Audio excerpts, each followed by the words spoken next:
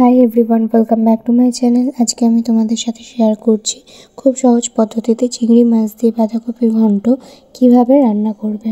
তো চলো দেখে নেওয়া যাক। ফার্স্টেই এখানে আমি কড়াইতে সর্ষের তেল নিয়ে নিয়েছি। এখানে আমি 2 চামচ সর্ষের তেল নিয়েছি। ঝালটা তোমরা তোমাদের পরিমাণ অনুযায়ী দেবে। আর এখানে আমি 5 ফোড়ন নিয়েছি। 5 ফোড়নের জায়গায় গোটা জিরেও ইউজ করতে পারো। আর ছোট ছোট করে কিউব করে কেটে রাখা আলুগুলো দিয়ে দিয়েছি তেলের মধ্যে। এবার আলুগুলোকে গোল্ডেন ফ্রাই করে ভেজে নেব। আলুগুলো গোল্ডেন ফ্রাই হয়ে গেলে এখানে আমি থেতো করে রাখা আদা দিয়ে দিয়েছি। এখানে তোমরা আদা বাটাও ইউজ করতে পারো।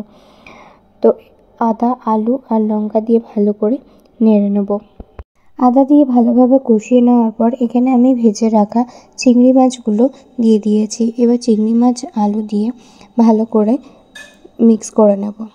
চিংড়ি মাছ দিয়ে ভালো করে কষিয়ে নেওয়ার পর এখানে আমি দিয়ে দিচ্ছি হলুদ গুঁড়ো, জিরের গুঁড়ো আর ধনের গুঁড়ো। ধনের গুঁড়োটা পরিমাণে একটু বেশি দেব, আর হলুদ গুঁড়ো আর জিরের গুঁড়োটা 1 চা চামচ করে দেব।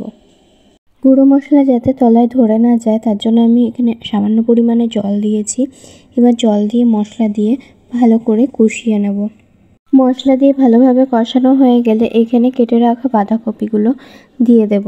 এবার ভালো করে বাঁধাকপি দিয়ে মিক্স করে নেব। বাঁধাকপিটা ভালোভাবে মিক্স হয়ে গেলে এখানে আমি সামান্য পরিমাণে চিনি দিয়ে দিচ্ছি। চিনিটা যদি কেউ মনে করেন যে দেবো না, তা স্কিপও করতে পারেন। চিনি দিয়ে ভালোভাবে মিক্স করে নেওয়ার পর আমি এখানে দিয়ে দিচ্ছি স্বাদ অনুসারে লবণ।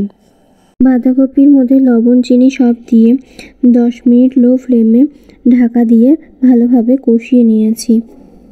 এখানে যদি কারোর মনে হয় যে জল প্রয়োজন তাহলে অল্প পরিমাণে জল দিতে পারেন। বাঁধাকপি প্রায় রেডি হয়ে গেছে। তো নামানোর আগে আমি এখানে ঘি, গরম মশলা দিচ্ছি। এখানে ফার্স্টে আমি ঘি দিয়ে নিলাম, আর এখন দিচ্ছি গরম মশলার গুঁড়ো। ঘি, গরম মশলা দিয়ে বাঁধাকপি ভালোভাবে মিক্স করা হয়ে গেছে আর রেডি চিংড়ি মাছ দিয়ে বাঁধাকপির ঘন্ট সার্ভ করার জন্য। তো এটা গরম ভাতের সাথে, রুটি বা পরোটার সাথেও বেশ ভালো যায়।